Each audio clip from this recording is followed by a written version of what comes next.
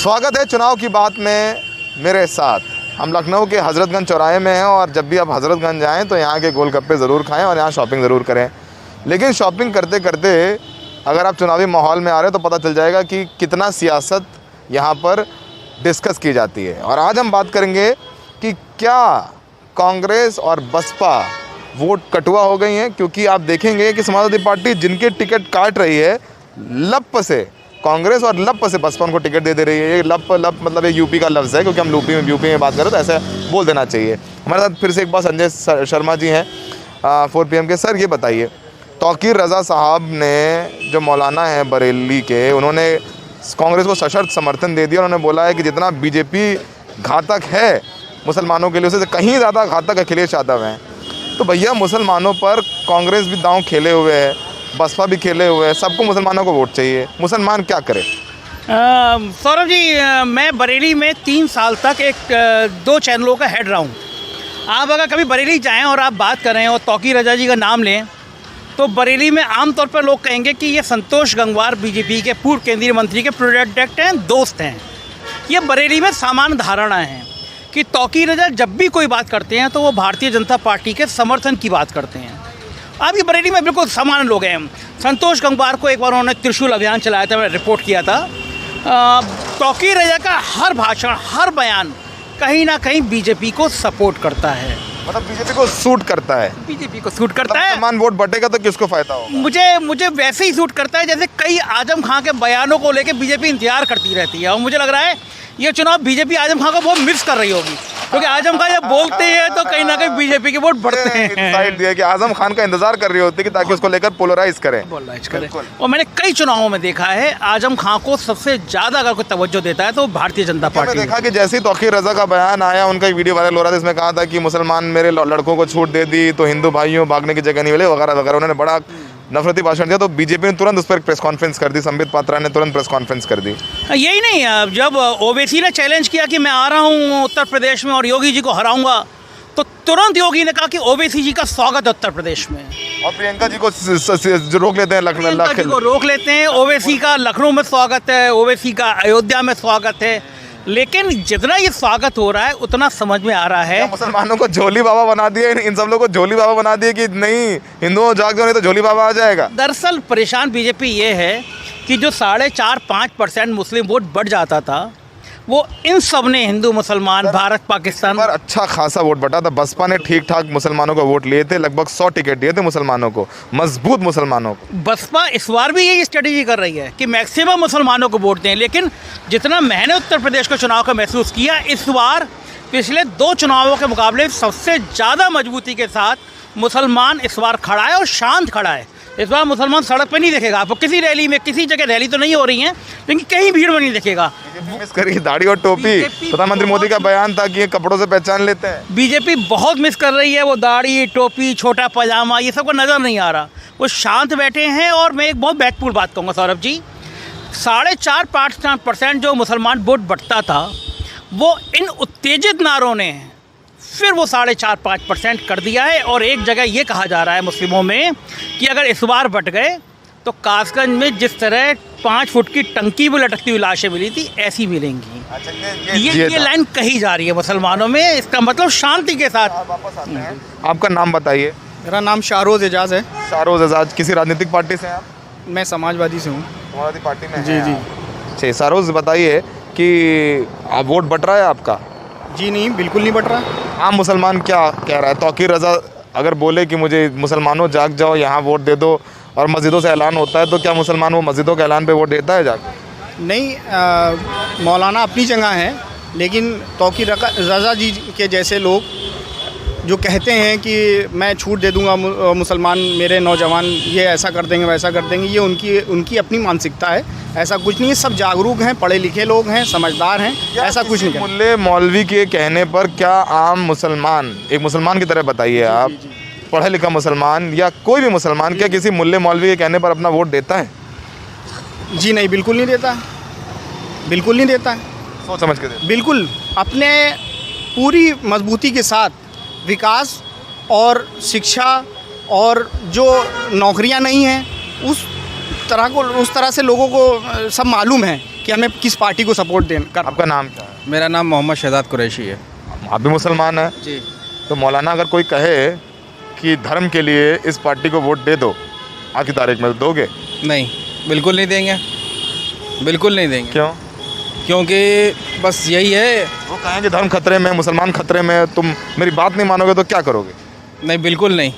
हम लोग अब ये इस राजनीति से बहुत दूर हो गए। उस मौलाना को क्या कहोगे जो कहोगे कि भाई देखो धर्म खतरे में है, जैसे बीजेपी कहती है हिंदू खतरे में है, अगर मौलाना भी बहुत सारे कहते हुए घूम रहे हैं कि हम मुसलमान खतरे में, वैसे साहब कहते हैं, आप क्या कहते हो? अभी मुसलमानों खतरे में हो? मुझे तो लगा नहीं है कि आज मुसलमान खतरे में।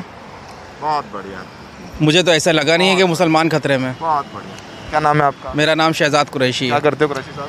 मेरा कपड़े का गारमेंट्स का काम है। हाँ, हम पढ़े लिखे अपनी मेहनत से रोजी रोटी कमाए बिल्कुल, खाते हो। बिल्कुल। संजय भाई, दो बहुत अहम बातें हैं। उसने बोला मौलाना के नहीं मानते हो, मुझे नहीं लगता है मुसलमान खतरे में। जैसे हिंदुओं को बताया जाता है कि हिंदू खतरे में है, कट्टे वाले आ रहे हैं, फलाने वाले आ रहे हैं, ढिमकाने वाले आ रहे हो। इन लड़कों ने देखी कितनी अच्छी बात बोले, बोला कि मुझे लगता है कि मैं किसी मौलाना मौलवी कहने पर वोट नहीं डालता।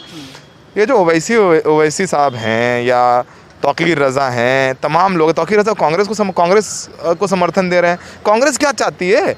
सबसे ज़्यादा कांग्रेस ने अब तक मुसलमानों को टिकट दिए, आपको पता है? 175 सीटें जो दी सबसे ज़्यादा मुसलमानों को टिकट दिए हैं। अब देखिए, अब तक ये कहा जा रहा था कि कांग्रेस जो वोट काट रही है वो बीजेपी की वोट काट रही है, ये मैसेज आ रहा था। तो कांग्रेस ये मैसेज देना चाहती है, ना मैं सपा के काट रही हूँ, ना मैं बीजेपी की काट रही हूँ, मैं इंडिपेंडेंट लड़ी। कांग्रेस का ये मैसेज था। रही बात कांग्रेस के मुसलमानों को टिकट देने की, कांग्रेस जानती है कि उसके पास ऐसे प्रत्याशी नहीं हैं जो जमानत बचा सकें।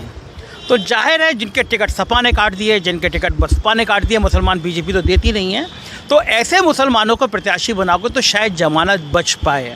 लेकिन एक बड़ा सवाल ये है कि क्या मुसलमान जो, जैसे उदाहरण के तौर पर जैसे इमरान मसूद सपा चले गए, मसूद अख्तर सपा में आ गए, तमाम ऐसे नेता जो सपा चले गए और नहीं तो कुछ बसपा चले गए। अब कांग्रेस के पास वो प्रत्याशी नहीं है। अभी लुईस खुर्शीद हैं, सलमान खुर्शीद उनको टिकट दे, लेकिन उनको मुसलमान एक्सेप्ट नहीं करता है। ये प्रैक्टिकल बात है, हम लोग पत्रकार हैं, हम लोग जानते हैं, हम लोग आइडियलिस्टिक बातें नहीं कर रहे हैं। तो कांग्रेस की स्ट्रैटेजी क्या है कि भैया मतलब इतने मुसलमानों को टिकट दे दो, क्या सपा को हराना है या खुद को इस्टेब्लिश करना है? देखिए, कांग्रेस चाहेगी तो ये हर हालत में कि पहले खुद को इस्टेब्लिश करे, और 2022 का चुनाव वो जीतने के लिए नहीं लड़ रही है। वो 2022 का चुनाव 2024 की ज़मीन बढ़ाने के लिए, ज़मीन बेस बन जाए, उसका कार्यकर्ता बन जाए। लेकिन बड़ा सवाल ये है कि अगर इस हद तक हो गया कि उसके अधिकांश प्रत्याशियों की जमानत जब्त हो गई तो वो ज़मीन उखड़ भी सकती है कांग्रेस। बसपा ने इतने मुसलमानों को टिकट दिया, बसपा के मुसलमानों को खूब पश्चिमी उत्तर प्रदेश में से नोमान हैं, नोमान मसूद जो इमरान मसूद के भाई हैं, उनको बसपा ने टिकट दे दिया है। ठीक ठाक वोट ले लेंगे वो, और वो सीट फंस जाएगी। अगर नोमान ना होते वो सीट सपा जीतती, लेकिन अब वो सीट फंस गई है। ऐसे और भी कई प्रत्याशी हैं जो मजबूत प्रत्याशी हैं, बसपा ने उतार दिए हैं मैदान में। तो वो कितना नुकसान है, पिछले बसपा ने तो 100 लोगों को टिकट दिया था। देखिए सौरभ जी, इस बार जो बड़ा बसपा के लिए दुर्भाग्यशाली बात ये थी कि बसपा मैदान में आए उससे पहले बिल्कुल आम चर्चा हो गई थी। आप लखनऊ में या कहीं पे भी पूछेंगे तो लोग मानने लगे बसपा बी टीम है। मायावती ने खुद कह दिया था कि हम विधान परिषद में, राज्यसभा में हम बदला लेंगे, हम बीजेपी को जिता देंगे, लेकिन अब अखिलेश से बदला लेना। ये बयान छपे थे अखबारों में, टीवी पे चले थे।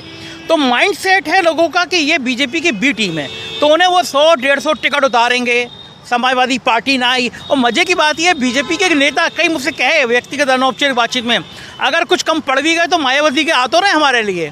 तो ये धारणा है अभी कि हमारे कम पड़ गए तो मायावती आ तो रहे हैं। बात मानोगे नहीं संजय भाई कि किसी ने 4.5 साल सबसे ज़्यादा मेहनत करी तो प्रियंका गांधी ने करी।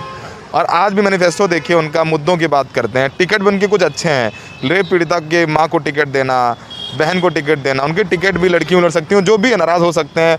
सदफ जफर को टिकट दिया है, उन्होंने संघर्ष किया है, ये मानना पड़ेगा। वोट देखिए, राजनीति चुनाव की तो होती है, और ये उत्तर प्रदेश का दुर्भाग्य है संजय भाई कि उत्तर प्रदेश में जो राजनीति है वो जाति और धर्म में इस कदर बटी हुई है कि चर्चा मुद्दों से ज़्यादा ये फलाना मुसलमान है तो वो ढिमकाना, जाति है तो ढिमकाना, ब्राह्मण नाराज़ है तो ढिमकाना, दलित है तो ढिमकाना, नॉन यादव ओवैसी, तो सारी बातें मुद्दे की बात ही नहीं है।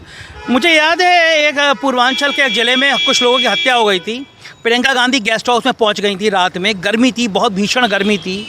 ये प्रियंका गांधी के लिए जब पहुंची, हंगामा हुआ तो कहा गया कि किसी भी तरह से वहाँ की लाइट काट दो। वो लाइट काट दी गई।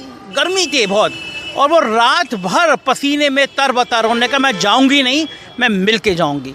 हाथरस में सबसे पहले प्रियंका गांधी पहुंची। तो मैं कवर किया मैंने, उनको कवर किया लाठी खाते हुए मेरे को याद है नोएडा में लाठी चार्ज हो गया, उनके कमांडो कमल किशोर खंडारो लाठी पड़ गई, प्रियंका गांधी उतर के आई, उनको एक आध लाठी पड़ गई।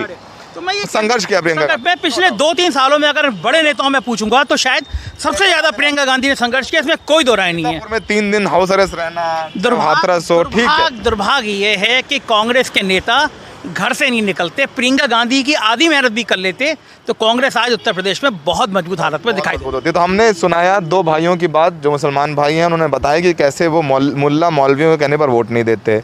इनको नहीं लगता, जो वैसे साहब कहते हैं कि मुसलमान खतरे में, उनको कहते हैं मुझे कोई डर नहीं लगता खतरे में, हम मुद्दों की बात करते हैं। वोट जिसको देना है दें, लेकिन जिस तरीके से उत्तर प्रदेश में ये जो मुसलमान मौलाना या हिंदू धर्मगुरु ये समझते हैं कि हिंदू के वोट किसी ब्राह्मण, किसी साधु, किसी मठ, किसी मंदिर के बपौती है, वो भी नहीं है, जागरूक हो रहा है। और मुसलमान जो मौलाना या कुछ सो कॉल्ड मुस्लिम राजनीति करने वाले सोचे कि मुसलमान वोटर उनकी बपौती है, तो वो भी नहीं है। लोग हैं, ज़मीन पर बात करिए, वो बताएंगे कि उनके अपने मुद्दे हैं और किसी के कहने पर वोट नहीं देते हैं, उनको नहीं लगता उनका धर्म खतरे में है। सहयोगी राजेश गुप्ता के साथ लखनऊ के हजरतगंज से सौरभ शुक्ला, NDTV इंडिया।